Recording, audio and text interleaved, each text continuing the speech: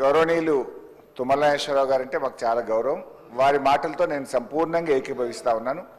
ఈ చర్చ సభలో నిజంగా కూడా రైతుల గురించి జరగాలి. రాష్ట్రంలో కోట్లాది మంది రైతులు ఏం జరుగుతుంది, రైతు బంధు భవిష్యత్తు ఏంది అని ఎంతో ఆశతో ఎదురు చూస్తూ ఉన్నారు. తప్పకుండా దాని మీద కేటీఆర్ గారు మాట్లాడతారు. దయచేసి నేను స్పీకర్ గారిని కోరేది, కేటీఆర్ గారు 5 నిమిషాలు మాట్లాడితే తుమ్మల నాగేశ్వరరావు గారు 3 సార్లు వేసిండ్రు. దాదాపు 10 నిమిషాలు 15 నిమిషాలు వెంకటరెడ్డి గారు మాట్లాడారు. విప్పు గారు 2 సార్లు వేసిండ్రు. ఇట్లా ఇంటరప్ట్ చేస్తే ఫ్లో పోతుంది. దయచేసి మీరు ఇంటరప్ట్ చేయొద్దు అనేది ఒక మనవి. ఇక వెంకటరెడ్డి గారు నా పేరు తీసుకున్నారు కనుక నేను దానికి పరిమితంగా చెప్పే ప్రయత్నం చేస్తాను, ఎందుకంటే సభను తప్పుదో పట్టించే ప్రయత్నం చేసినారు. ఒకటి, మిషన్ భగీరథలో 50,000 కోట్లు తినేశారన్నారు. అసలు మిషన్ భగీరథకు అయిన ఖర్చే 28,000 కోట్లు అయితే 50,000 కోట్లు తినేశారని మాట్లాడడం సబబు కాదు. అది సభ రికార్డు నుంచి తొలగించాలి.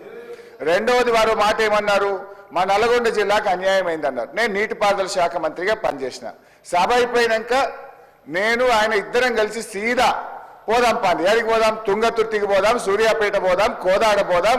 నాటి కాంగ్రెస్ పాలనలో 1 ఎకరానికి నీళ్లు రాకపోతే కాళేశ్వరం నీళ్లతోని 2 లక్షల ఎకరాలకు గోదావరి నీళ్లు పారించినమా లేదా, పోయి సీదా కాలువల మీద నడుచుకుంటూ ఈ నీళ్లు ఎప్పుడు వచ్చినాయి, కేసీఆర్ వచ్చినాక వచ్చినాయా, అంతకుముందు వచ్చినాయా అడుగుదామంటే అడుగుదాం. మూడోది, నల్లగొండకి ఏం చేయలేదని మాట్లాడడం కూడా కరెక్ట్ కాదు. నల్లగొండలో 3 మెడికల్ కాలేజీలు పెట్టింది కేసీఆర్ గారు. నల్లగొండ పట్టణంలో గతంలో మీరు మంత్రిగా ఉన్నప్పుడు ఎట్లా ఉంది, కేసీఆర్ గారు నల్లగొండ పట్టణాన్ని గత 5 ఏళ్లలో ఎంత అభివృద్ధి చేశారో నల్లగొండ పట్టణ ప్రజలను అడుగుతా కూడా చెప్తారు అధ్యక్ష. యాదాద్రి పవర్ ప్లాంట్ ఇచ్చిన అధ్యక్ష. ఇలా నల్లగొండను అన్ని రకాలుగా ఆ జిల్లాను సమగ్రంగా అభివృద్ధి చేసింది బీఆర్ఎస్ పార్టీ.